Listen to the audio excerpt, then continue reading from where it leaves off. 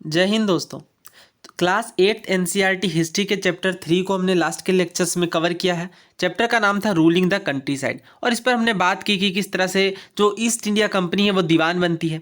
इसके बाद हमने बात की कि कंपनी को रेवेन्यू कहाँ से मिलता है और हमने यहाँ ये भी देखा कि जो ईस्ट इंडिया कंपनी है उन्हें ये पता चल गया था कि अगर एग्रीकल्चर में इंप्रूवमेंट नहीं की गई तो बंगाल में जैसे फेमाइन देखने को मिले और भी बाकी जगहों में जो स्थिति दिन प्रतिदिन खराब हो रही थी वो और भी ज़्यादा बिगड़ती जाएगी। तो ये अलग अलग मेजर्स लेके आते हैं, जैसे आपके रैयतवाड़ी सिस्टम, महलवाड़ी सिस्टम, सबसे पहले जमींदारी सिस्टम। तो इस तरीके से जो अलग अलग तरीके के सिस्टम लाए जाते हैं लैंड रेवेन्यू में सुधार करने के लिए, तो ये सारा हमने कवर किया और ये बहुत फ्रीक्वेंट टॉपिक है। काफ़ी सारा क्वेश्चन ऑलरेडी पूछा भी गया है। आपने अगर उस वीडियो सीरीज को देखा होगा तो आप ऑलरेडी समझ गए होंगे काफ़ी सारे क्वेश्चन यहाँ पे पूछे गए हैं।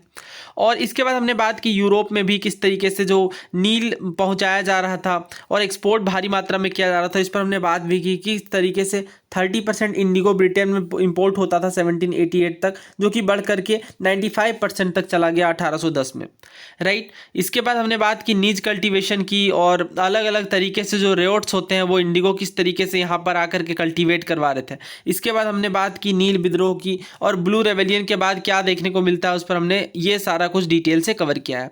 ओके, नाउ हम लोग चैप्टर 4 पर बात करेंगे, tribals, dikus and the vision of a golden age. देखिए यहाँ पे मेनली हम लोग ट्राइबल रिवोल्ट वगैरह समझेंगे और ये भी अगेन वेरी इंपॉर्टेंट टॉपिक, क्योंकि अगर आप देखें तो सिविल सर्विसेज में भी हाल में उल गुलान के बारे में पूछा गया था जो ग्रेट टिम्युल्ट है, राइट, 1-2 सालों पहले। इसी तरीके से और भी बहुत सारे क्वेश्चन अक्सर पूछे जाते हैं, तो ये काफ़ी इंपॉर्टेंट चैप्टर है। और मैं आपको अगेन बता दूं कि ये ट्राइबल रिवोल्ट भी मैंने कवर कर रखा है और स्पेक्ट्रम और जो भी स्टैंडर्ड बुक्स है उनसे कवर किया और काफ़ी सारे क्वेश्चन आई थिंक 30-40 क्वेश्चन से भी ज़्यादा होंगे जो इस टॉपिक पर आए हैं, वो सारा कुछ मैंने कवर कर दिया है। आप डिस्क्रिप्शन बॉक्स में जाएंगे तो वहाँ पे आपको हिस्ट्री प्लेलिस्ट की लिंक मिलेगी, सारे वीडियोज़ वहाँ से आप एक्सेस कर सकते हैं। तो देखिए यहाँ पे हम लोग स्टार्ट करते हैं अपने चैप्टर को। दोस्तों 1895 की बात बताई जा रही है। एक man named Birsa was scene roaming the forest and villages of Chhota Nagpur इन झारखंड, यानी झारखंड के छोटा नागपुर के गांव और जंगलों में एक पर्सन रोम करते हुए दिखाई पड़ते हैं, Birsa. People said he had miraculous power, he could cure all diseases and multiply grains, यानी लोग कहते हैं कि इनके पास मिरेकुलस पावर है, यानी चमत्कारी शक्तियां हैं, ये सारी बीमारियों को ठीक कर सकते हैं और जो अनाज है इनकी जो उत्पादकता है, जो पैदावार है, इसे बढ़ा सकते हैं। बिरसा ने हिमसेल्फ डिक्लेयर किया God had appointed him to save his people from trouble, free them from slavery of Dikus. Soon thousands began following Birsa, believing that he was भगवान and had come to solve all their problem।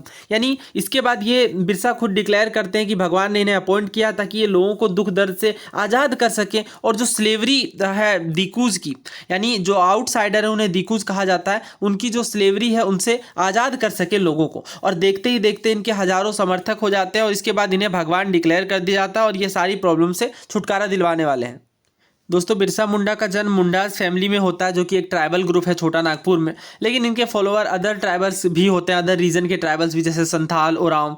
और ये कहीं ना कहीं हर प्रकार के जो tribal जो ग्रुप है वो अनहैप्पी हैं, क्योंकि बहुत सारे यहाँ पे प्रॉब्लम फेस किए जा रहे थे ब्रिटिश रूल के टाइम पे। Their familiar ways of life seem to be disappearing, तो इनका जो फेमिलियर वेज था लाइवलीहुड का, जैसे फॉरेस्ट वगैरह का ज़्यादा यूज़ करना, और ये सब चीज़ें काफ़ी डिफिकल्टी में आ रही थी। इनके रिलीजन में भी थ्रेट देखने को मिल रहा था और इस तरीके से यहाँ पे हम लोग आगे समझेंगे कि किस तरह से सिचुएशन चेंज होती है। दोस्तों ना सवाल ये उठता है कि बिरसा किस तरीके के प्रॉब्लम को रिजॉल्व करेंगे, ये आउटसाइडर कौन है जिन्हें दीकू कहा जा रहा है, और किस तरह से ये लोगों को गुलाम बना के रखे हुए हैं, और ट्राइबल पीपल के लाइफ में ब्रिटिशर्स के अंडर में किस तरीके से चेंजेस देखने को मिल रहे हैं। और इसके बाद इन सब सवालों को हम लोग इस चैप्टर के माध्यम से सुलझाएंगे। दोस्तों ट्राइबल सोसाइटीज़ के बारे में आपने ज़रूर पढ़ा होगा और अलग हर तरीके के ट्राइबल ग्रुप के अपने अपने कस्टम और रिचुअल होते हैं, राइट, जो कि ब्राह्मणिकल सोसाइटी से अलग होते हैं। और ये जो सोसाइटी, इनमें शार्प सोशल डिवीजन नहीं देखने को मिलता और कास्ट सोसाइटी, कास्ट हायरार्की नहीं देखने को मिलती। All those who belong to the same tribe thought of themselves as sharing common ties of kinship, तो कॉमन टाइज ऑफ किनशिप देखने को मिलती है, लेकिन इसका मतलब नहीं कि कोई सोशल और इकोनॉमिक डिफरेंसेस देखने को नहीं मिलते। दोस्तों ना बात करते हैं कि ट्राइबल ग्रुप कैसे रहते हैं और कौन कौन से अलग अलग प्रैक्टिसेस में इन्वॉल्व होते हैं। देखिए ज़्यादातर यहाँ पे झूम कल्टीवेटर्स देखने को मिलते हैं। झूम कल्टीवेटर्स के बारे में आपने ज़रूर पढ़ा होगा ईयरली क्लासेस में। झूम कल्टीवेशन क्या होता है? शिफ्टिंग कल्टीवेशन का बेसिकली एक टाइप है। और इसमें बेसिकली जो खेती है, जो कल्टीवेशन है, वो कैसे की जाती है? ये generally small patches of land देखने को मिलता है, बहुत बड़े लैंड में नहीं किया जाता, और फॉरेस्ट के अंदर ये बेसिकली देखने को मिलता है। और यहाँ पे जो कल्टीवेटर है cut the tree tops to allow sunlight to reach the ground, यानी ट्री टॉप्स को कट कर देते हैं ताकि सनलाइट आसानी से ग्राउंड तक पहुंच पाए। और जो वेजिटेशन है लैंड के अंदर, यानी जो बेसिकली घास और जो बाकी चीज़ें हैं, उन सब वेजिटेशन को जला दिया जाता है ताकि लैंड को क्लियर किया जा सके कल्टीवेशन के लिए। इसके बाद they spread the ash from the firing which contain potash to fertilise the soil, यानी यहाँ पर जो राख निकल करके आती है इस वेजिटेशन को जलाने के बाद, इसमें पोटाश होता है, इसे ही सॉइल को फर्टिलाइज करने के लिए यूज किया जाता है। इसके बाद ये एक्स से पेड़ों को काटते हैं, the hoe to scratch the land in order to prepare it for cultivation. इसके बाद पूरे तरीके से इसे कल्टीवेशन लायक बना दिया जाता है। उसके बाद सीड छिड़के जाते हैं और फील्ड में, instead of ploughing the land and sowing the seeds. और इस तरीके से एक बार जब क्रॉप ग्रो हो जाती है तो ये दूसरे फील्ड की तलाश में चले जाते हैं। A field that had been cultivated once was left fallow for several years, एक बार जिस पैच ऑफ लैंड में खेती कर ली गई उसे काफ़ी सालों तक फैलो छोड़ दिया जाता है। फैलो का मतलब विदाउट कल्टीवेशन, राइट, बंजर, या आप कह लें कि परती जिसे कहते हैं हिंदी में।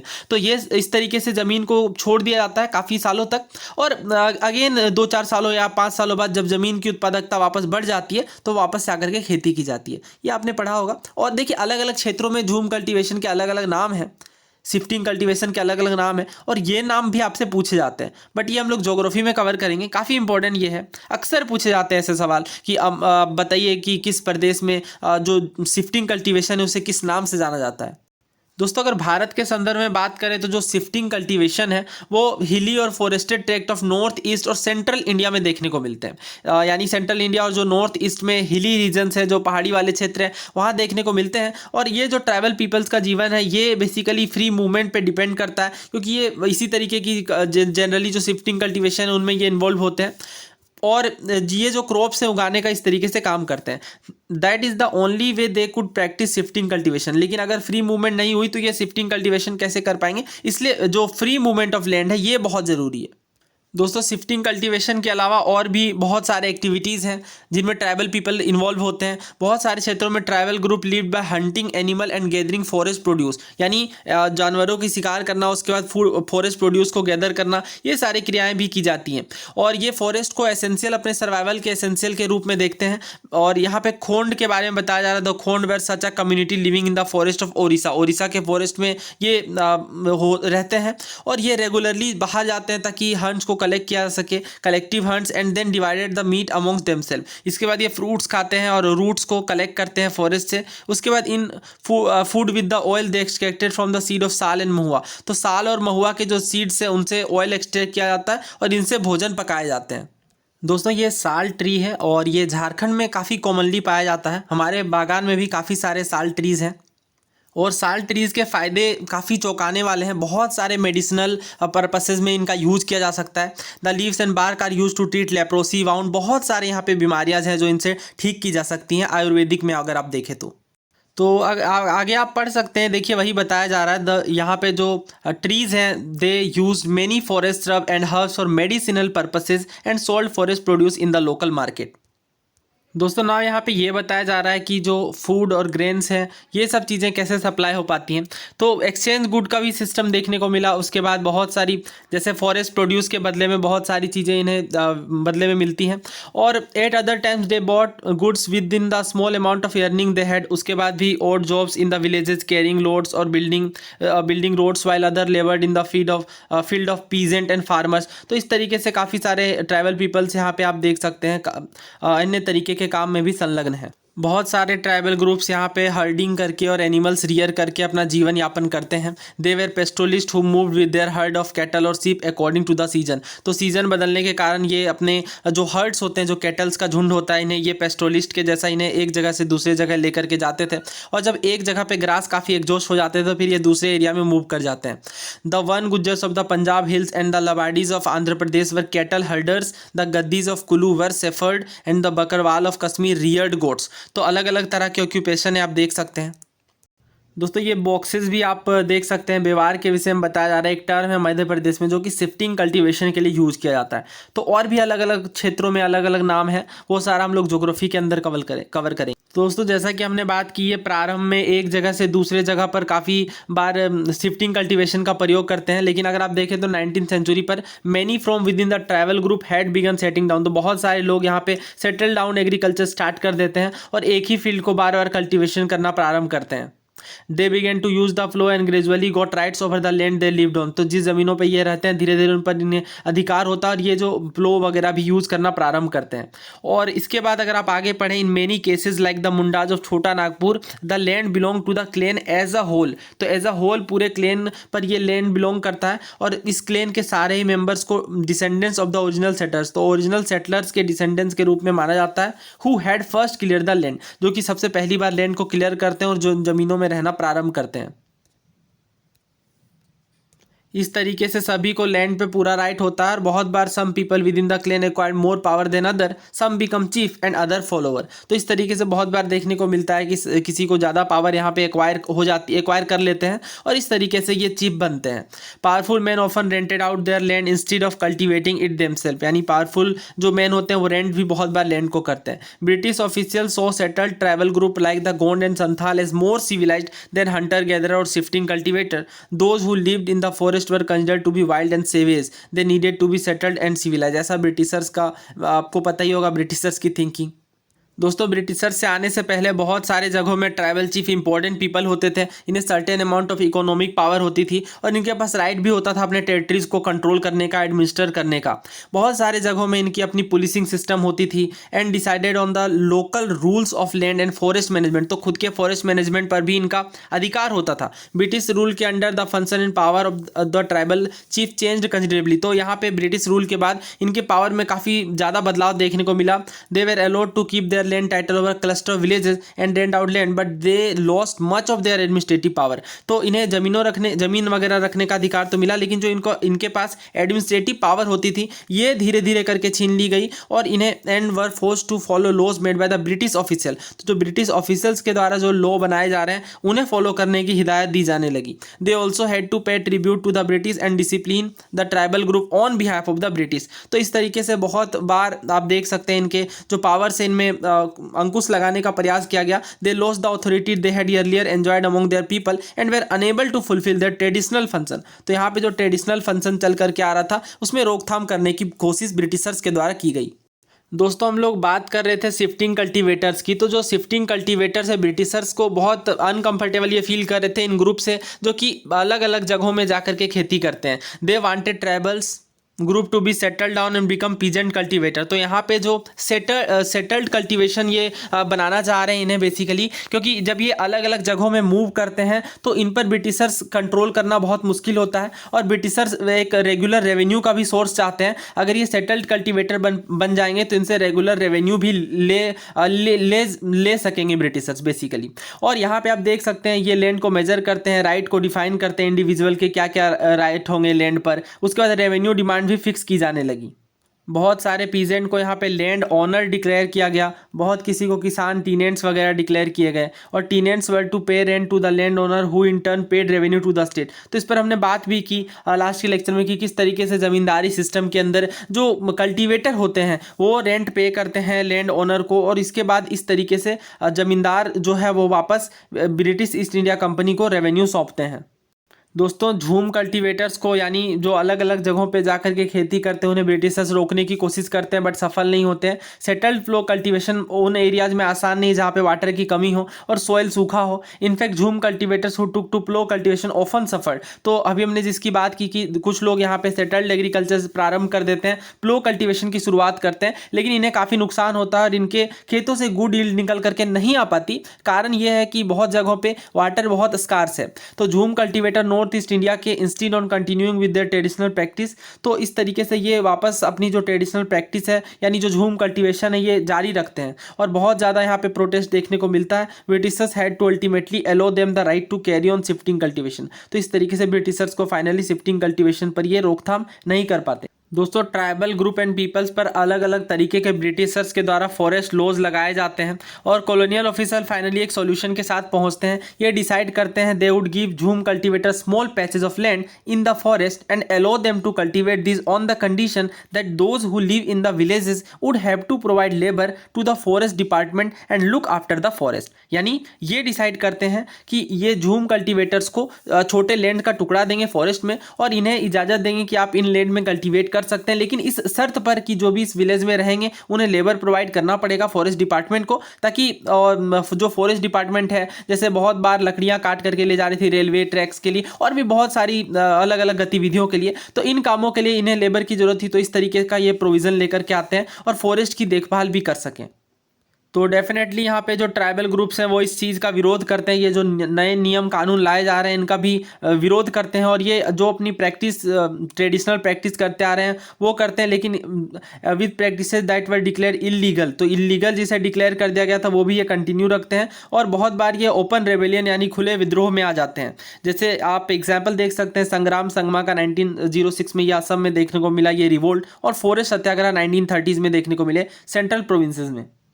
दोस्तों ट्रैवल ग्रुप के द्वारा जो व्यापार किए जा रहे थे उनमें भी बहुत सारी समस्याएं थी। जैसे अगर आप देखें तो 19th सेंचुरी के दौरान जो ट्रैवल ग्रुप हैं ये ट्रेडर और मनी लेंडर को सबसे बड़ी समस्या के अंतर्गत मानते हैं, क्योंकि यहाँ पे आप देख सकते हैं जैसे अगर आप सिल्क ग्रोवर का एग्जाम्पल लें जो सिल्क उगाते हैं 18th सेंचुरी में, तो इंडियन सिल्क की काफ़ी ज़्यादा डिमांड है यूरोपियन मार्केट में 18th सेंचुरी के अंदर, ये सब हमने बात भी की है क्योंकि इंडियन सिल्क की क्वालिटी काफ़ी ज़्यादा अच्छी थी, बहुत ज़्यादा हाईली वैल्यूड थे and export from India increase rapidly. तो यहाँ पे जब मार्केट एक्सपेंड कर जाती है तो east India company official try करती है कि जो सिल्क प्रोडक्शन है उसे प्रोत्साहन दिया जाए ताकि ज़्यादा से ज़्यादा जो डिमांड बढ़ रही है उसे फुलफिल किया जा सके। तो हजारीबाग जो कि झारखंड में है, तो हजारीबाग के अंदर क्या है where the Santhal reared cocoons, तो यहाँ पे ये ककून रियर करते थे संथाल ग्रुप के द्वारा, और जो ट्रेडर्स हैं यहाँ पे इस सिल्क में डील करते थे और यहाँ पे send in their agents who gave loan to the tribal people and collected the cocoon. तो यहाँ पे जो ट्रेडर्स हैं जो इन सिल्क में डील कर रहे हैं ये क्या करते हैं एजेंट्स को भेजते हैं और ट्राइबल पीपल को लोन दिया जाता है और यहाँ से ककून कलेक्ट किए जाते हैं। और अगर आप देखें तो जो सिल्क ग्रोवर हैं जो सिल्क उगाते हैं उन्हें काफ़ी कम कीमत मिलती है, 1000 ककून के बदले केवल 3 या 4 रुपये मिलते हैं। और इसके बाद ये बर्दवान यानी जो कि वेस्ट बंगाल में है या फिर गया यानी बिहार में जो है इन जगहों पे इसे ट्रांसपोर्ट किया जाता है, इसके बाद 5 गुना कीमतों में बेचा जाता है। और जो मिडिल मैन होते हैं जो इन डील को अरेंज करते हैं बेसिकली जो ट्राइबल पीपल के पास जाते हैं वो काफ़ी ज़्यादा यहाँ पे मुनाफा कमा रहे हैं, और जो सिल्क ग्रोवर है जो सिल्क उगा रहे हैं उन्हें बहुत ही कम फायदा यहाँ पे देखने को मिलता है, बहुत ही कम उन्हें फ़ायदा होता है। दोस्तों जब ये बहुत बार ट्राइबल ग्रुप जब बाहर जाकर के काम करते थे 19th सेंचुरी में, अगर लेट 19th सेंचुरी में आप देखें तो जो टी प्लांटेशन स्टार्ट होता है ब्रिटिशर्स के द्वारा और माइनिंग एक इंपॉर्टेंट एक्टिविटी के रूप में उभरती है, तो ट्राइबल्स को काफ़ी भारी संख्या में रिक्रूट किया जाता है टी प्लांटेशन ऑफ असम में या फिर झारखंड के जो कोल माइन्स हैं उनमें काम करने के लिए। लेकिन यहाँ पे बहुत ही कम बहुत ही लो वेजेस देखने को मिलते हैं and prevented them from returning home. तो इस कॉन्ट्रैक्ट बेसिस पे भी बहुत बार काम करवाया जाता है, एक बार एक टाइम पीरियड बांध दिया जाता है कि इतने टाइम पीरियड तक आपको काम करना है। तो ये आप देख सकते हैं। इसके अलावा और भी अगर आप चीज़ें समझें 19th और 20th सेंचुरी में tribal group in different part of the country रेबल्ड against the changes in law, यानी बहुत सारे जो लॉ में अलग अलग तरीके के रेस्ट्रिक्शन लगाए जा रहे थे इनके प्रैक्टिसेस में, और जो इन्हें बहुत सारे टैक्सेस भी लगाए जा रहे थे और जो एक्सप्लोटेशन किया जा रहा था ट्रेडर्स और मनी लेंडर के द्वारा, तो बहुत बार ये इनके खिलाफ रिवोल्ट में आते हैं। द कोल रेबल्ड इन 1831 1832, देखिए कोल रेबेलियन भी बहुत इंपॉर्टेंट है। इसके बाद सांथाल रेबेलियन आप देख सकते हैं 1855 में, ये तो ईयर ही बहुत बार पूछ ली गई है एग्जाम्स के अंदर, क्योंकि अगर आप देखें तो 1857 के विद्रोह से भी 2 साल पहले यहाँ पे देखने को मिलता है ट्राइबल पीपल के द्वारा रिवोल्ट। इसके बाद बस्तर रेबेलियन आप देख सकते हैं सेंट्रल इंडिया में, और 1910 में जो कि ब्रोकआउट होता है, वर्ली रिवोल्ट जो कि महाराष्ट्र में 1940 में ब्रोकआउट होती है। ये सब बहुत ज़्यादा इंपॉर्टेंट है, वेरी इंपॉर्टेंट, और ये सारा कुछ मैंने कवर कर दिया with previous year questions of different exams. दोस्तों ना बात करते हैं बिरसा मुंडा की।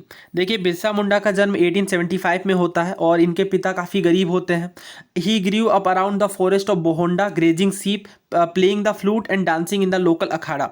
तो यहाँ पे आप देख सकते हैं ये फॉरेस्ट बोहोंडा के जंगलों में ये बड़े होते हैं, शिप्स को ग्रेज करना और फ्लूट बजाना और जो लोकल अखाड़ा उनमें डांस करना, ये सब काम यहाँ इनके द्वारा बचपन में किए जाते हैं। और गरीबी के कारण इनके फादर को बहुत बार जगह जगह पे वर्क के तलाश में मूव करना पड़ता है। और किशोरावस्था में जो बिरसा मुंडा है वो सुनते हैं मुंडाज की कहानियों को, किस तरीके से मुंडाज पास्ट में भी लीडर के रूप में, कम्युनिटी के लीडर के रूप में आते हैं और लोगों से ये अर्ज करते हैं कि आप रिवोल्ट करें, जो हमारे खिलाफ अन्याय किया जा रहा है, ऑपरेशन किया जा रहा है, उसके खिलाफ ये रिवोल्ट में आते हैं। उसके बाद ये बात करते हैं एक गोल्डन एज की, जो कि मुंडाज के द्वारा देखने को मिलता था पास्ट में, जब ये पूरे तरीके से ऑपरेशन यानी जो भी प्रकार का शोषण किया जा रहा है उनसे ये आज़ाद थे, दिकूज के ऑपरेशन से। दिकूज का मतलब आउटसाइडर होता है।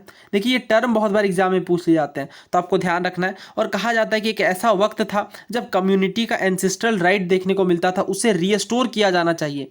दे saw themselves as the descendants of the original settlers of the region fighting for their land, reminding people of the need to win back their kingdom. यानी बेसिकली यहाँ पे जो ब्रिटिशर्स के द्वारा ऑपरेशन किया जा रहा है, अलग अलग तरीके के नियम कानून से बाध्य किया जा रहा है, उन चीज़ों से आज़ादी के लिए। और ये अपने आप को देखिए जो ओरिजिनल सेटलर्स हैं, जो ओरिजिनल कम्युनिटी जो आकर के बसती है, उनका ये डिसेंडेंट्स मानते हैं, वंशज मानते हैं। तो इनको बेसिकली अपनी मुल्क की लड़ाई लड़नी होगी, यानी अपने ज़मीनों के लिए, अपने हक के लिए विद्रोह में आना पड़ेगा। दोस्तों बिरसा लोकल मिशनरी में जाते हैं और इसके बाद जो वहाँ पे उपदेश सरमन्स जो दिए जाते हैं मिशनरीज के द्वारा वो सुनते हैं। और ये basically there too he heard it said that it was possible for the Mundas to attain the kingdom of heaven, यानी जो हेवन का किंगडम है वो अटेन करने में ये कामयाब हो सकते हैं और अपने जो खोए हुए अधिकार हैं इन्हें ये दोबारा पा सकते हैं। This would be possible if they become good Christian and give up there bad practices. तो अगर ये अपने बैड प्रैक्टिसेस को छोड़ दें और अच्छे क्रिश्चियन बन जाते हैं तो ये ऐसा होगा, ऐसा सरमन्स में बताया जाता है। बाद में बिरसा कुछ टाइम प्रोमिनेंट वैष्णव प्रीचर के भी साथ बिताते हैं। He wore the sacred thread and began to value the importance of purity and piety. तो यहाँ पे जो शुद्धता और जो प्योरिटी की बात की जा रही है इस पर ये काफ़ी जोर देते हैं। और देखिए बहुत सारे आइडियाज़ जो इनके ग्रोइंग अप ईयर में जो इनके संपर्क में आते हैं, उन आइडियाज़ का भी इन पर बहुत इन्फ्लुएंस देखने को मिलता है। His movement was aimed at reforming tribal society. तो ट्राइबल सोसाइटी को रिफॉर्म करने का इनका मुख्य उद्देश्य था। और ये मुंडाज से अर्ज करते हैं, यानी रिक्वेस्ट करते हैं कि आप जो लीकर्स हैं इन्हें जो लीकर्स ड्रिंक किए जा रहे हैं इनके द्वारा ये छोड़ दिया जाए, अपने विलेज को साफ सुथरा रखा जाए। And stop believing in witchcraft and sorcery, यानी जो जादू टोना वाली जो चीज़ें हैं इनमें बिलीव करना ये बंद कर दें। But you must remember that Birsa also turned against missionaries and Hindu landlords. He saw them as outside force that were ruining the Munda way of life. और ये बिरसा जो है वो बहुत बार मिशनरीज और हिंदू लैंडलॉर्ड्स के खिलाफ भी देखने को मिलते हैं, क्योंकि ये आउटसाइडेड फोर्स इन्हें मानते हैं जो कि मुंडा सोसाइटी को खराब कर रहे हैं। 1895 में बिरसा अगेन अर्ज करते हैं अपने ग्लोरियस पास्ट को दोबारा पाने के लिए। ये गोल्डन एज की बात करते हैं कि गोल्डन एज जो कि सतयुग यानी ट्रुथ का जो टाइम था, जब मुंडाज एक काफ़ी अच्छी लाइफ जी रहे थे। Constructed embankment, tapped natural spring, planted trees and orchard, practice cultivation to earn their living. यानी जो गोल्डन एज बेसिकली पास्ट में था, पास्ट में एग्जिस्ट करता था, उसी तरीके के एज यहाँ पे लाने की बात की जा रही है। दोस्तों जो ब्रिटिश पॉलिसीज़ थी, जो लैंड पॉलिसीज़ थी ब्रिटिशर्स की, वो ट्रेडिशनल लैंड सिस्टम को डिस्ट्रॉय करी थी। Hindu landlord and money lender were taking over their land, बहुत बार इनकी ज़मीनें ले जा रहे थे। And missionaries were criticising their traditional culture, तो इनके ट्रेडिशनल कल्चर को मिशनरीज के द्वारा क्रिटिसाइज किया जा रहा था। तो जैसे ही ब्रिटिश ऑफिशियल में ये मूवमेंट स्प्रेड आउट करता है तो बिरसा वर अरेस्टेड इन 1895 और इन्हें कन्विक्ट किया जाता है और 2 साल की सज़ा दी जाती है। 1897 में जब ये रिलीज होते हैं तो ये अगेन विलेजेस में टूर स्टार्ट करते हैं, सपोर्ट लेते हैं। और he use traditional symbol and language to rouse people, तो ट्रेडिशनल सिंबल का भी प्रयोग किया जाता है। जैसे रावण का इस्तेमाल, रावण को बेसिकली डिस्ट्रॉय करने की बात की जा रही है, जो कि यहाँ पे रावण रिप्रेजेंट किया जा रहा है दीकूज और यूरोपियंस को। Birsa's follower began targeting the symbol of diku and European power. They attacked police station and churches and raided the property of money lender and zamindar. And at the young age of 25 Birsa died of cholera and the movement faded out. तो इस तरीके से movement धीमा पड़ जाता है, लेकिन जो मूवमेंट है वो काफ़ी सिग्निफिकेंट है आज के डेट में भी आप अगर देखें तो, क्योंकि इसने कॉलोनियल गवर्नमेंट को इस चीज़ के लिए फोर्स किया कि वैसे लॉ बनाए जाएं जो बेसिकली जो ट्राइबल पीपल के द्वारा काफ़ी, जो दीकूज हैं उनके द्वारा काफ़ी आसानी से ट्राइबल पीपल से लैंड ना लिया जा सके, इस तरीके के लॉ बनाए गए। और दूसरा तो ये it's so once again that the tribal people had the capacity to protest against injustice and express their anger against colonial rule. तो कॉलोनियल रूल के द्वारा जो इनजस्टिस किया जा रहा है उन चीज़ों में ये विरोध प्रदर्शन कर सकते हैं। They did this in their own specific way, inventing their own ritual and symbol of struggle. दोस्तों ये चैप्टर हमारा यहाँ पे ख़त्म होता है, लेकिन आपको दो चीज़ें यहाँ से प्रिपेयर करनी है। पहला तो ये जो रिवोल्ट्स, ट्राइबल रिवोल्ट्स अलग अलग क्षेत्रों में देखने को मिलते हैं, वो काफ़ी इंपॉर्टेंट आपके एग्जाम के लिए, और उस पर ऑलरेडी आपको वीडियो लेक्चर्स मिल जाएंगी, वो आपको देख लेनी है। और दूसरी चीज़ तो ये देखिए, अलग अलग क्षेत्रों में अलग अलग ट्राइबल ग्रुप है इंडिया में, तो ये भी काफ़ी इंपॉर्टेंट है। सिविल सर्विसेज में बहुत बार क्वेश्चन पूछे गए, तो इसके लिए मैं अलग से लेक्चर लेकर के आऊँगा, और इस पर जो ट्राइबल रिवोल्ट वाली वीडियोज़ है वो उनसे भी आपको काफ़ी फायदा होगा, और ये चैप्टर भी डेफिनेटली हेल्प करेगा। तो उम्मीद है आपको ये वीडियो पसंद आई होगी। आप अपने राय अथवा विचार कमेंट बॉक्स में लिख सकते हैं। Thank you.